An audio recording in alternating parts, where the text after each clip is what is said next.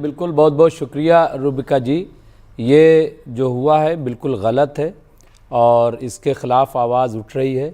हमने हर जगह ये बात कही कि जो लोग भी कर रहे हैं वो पर्दे के लिए किया, किसके लिए किया, लेकिन किसी का कत्ल कर देना ये न तो इस्लाम सिखाता है और ना मैं समझता हूँ कोई मज़हब, दुनिया का कोई मज़हब इस चीज़ को नहीं सिखाता है। लेकिन दोनों चीज़ों को जोड़ करके देखना मैं समझता हूँ कि मुनासिब नहीं। आपने जितनी गुफ्तगू की काबिल तारीफ़ है और आप ख़ातून हैं इसलिए और जर्नलिस्ट भी हैं, इसलिए आपकी ज़िम्मेदारी भी थी कि उस चीज़ को पुरज़ोर तरीके से उठाएं। जो नीतीश वाली बात नीतीश कुमार तक नहीं है, संजय निषाद ने जो कहा वो भी अफसोसनाक है, उस पर भी बात होनी चाहिए। और आ जाइए गिरिराज सिंह ने जो बात कही है वो कितनी ख़तरनाक है। जाए जहन्नुम में, एक औरत को इस तरह का जुमला इस्तेमाल करना, ये कितना ख़तरनाक है। देखिए, एक आम इंसान जो कर रहा है और एक जो पद पर बैठा है, जो हलफ लेकर के बैठा हुआ है, जिसपे पूरे मुल्क की जिम्मेदारी है, यानी केंद्रीय मंत्री, राज्य मंत्री और मुख्यमंत्री, ये तीन लोग, और फिर बाहर मैसेज नहीं जाएगा, कैसे नहीं जाएगा। मुमताज आलम जी स्क्रीन पर लाई। मुमताज आलम जी, कथनी और करनी समझते हैं आप? बिल्कुल मैं समझता हूँ। कथनी क्या होती है? हाँ, कथनी क्या होती है? नहीं, कहने वाली कि कह दिया बस, कह दिया बस। हाँ। करनी क्या होती है? कर दिया। अमल से जिंदगी बनती है जन्नत भी जहन्नम भी। हाँ, ये खाकी अपनी फितरत में ननूरी है, नरारी, शेर सुना जहन्नुम जाओगे, ये कथनी है। हाँ, और उस औरत की हत्या कर देना फारूक द्वारा, ये करनी है। दोनों में अंतर आप समझ रहे हैं?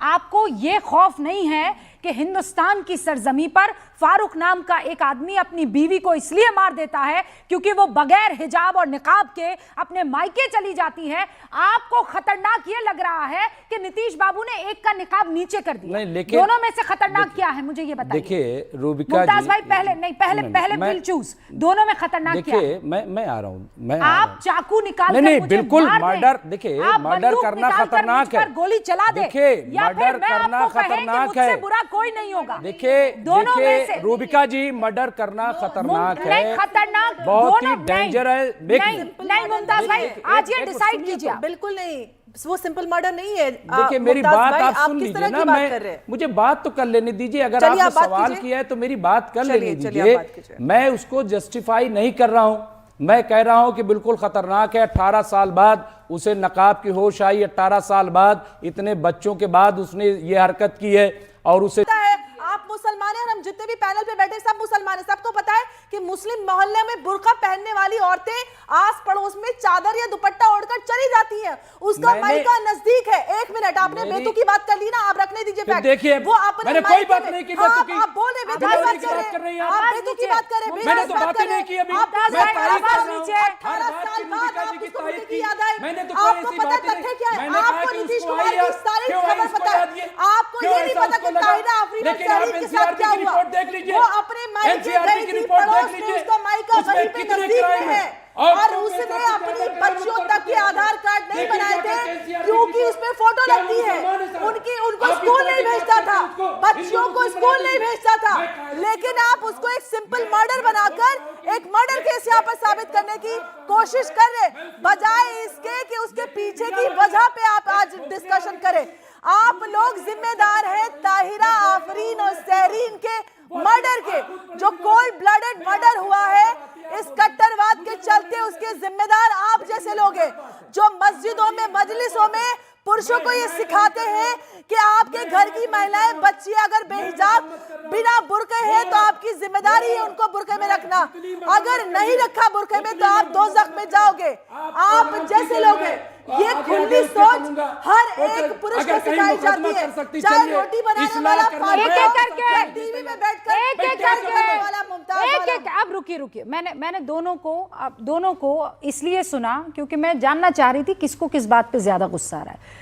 मुमताज भाई, मैं फिर आपसे कह रही हूँ, ये मजाक नहीं है। मैं मजाक कर रहा हूँ? नहीं, मैं बता रही हूँ।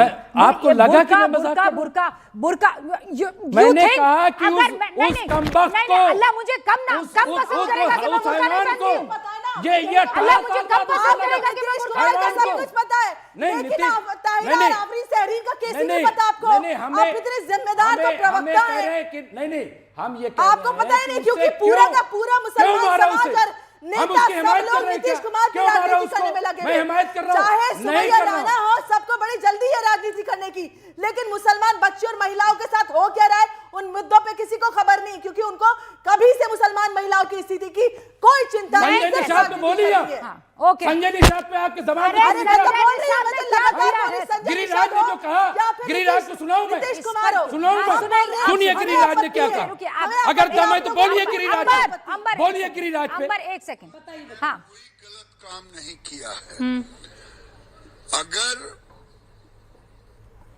कोई नियुक्ति पत्र लेने के लिए जा रहा हो या जा रही है, क्या उसका चेहरा नहीं दिखाएगी? ये कौन सा, ये कोई इस्लामिक देश है? नीतीश कुमार जी ने एक गार्जियन की हैसियत से, आप पासपोर्ट लेने जाती हो तो दिखाती हो कि नहीं? आप एयरपोर्ट पर जाते हैं तो दिखाते हैं कि नहीं? पाकिस्तान और इंग्लिस्तान की बात करते हैं। ये भारत है, भारत में कानून का राज चलेगा। नीतीश कुमार ने सही किया। लड़की कहती कि नौकरी रिफ्यूज कर दी उसने। वो रिफ्यूज नहीं, वो रिफ्यूज नहीं किया है लड़की ने। एक तो मैं ये बता दूं, अब मुझे एक सेकंड, अब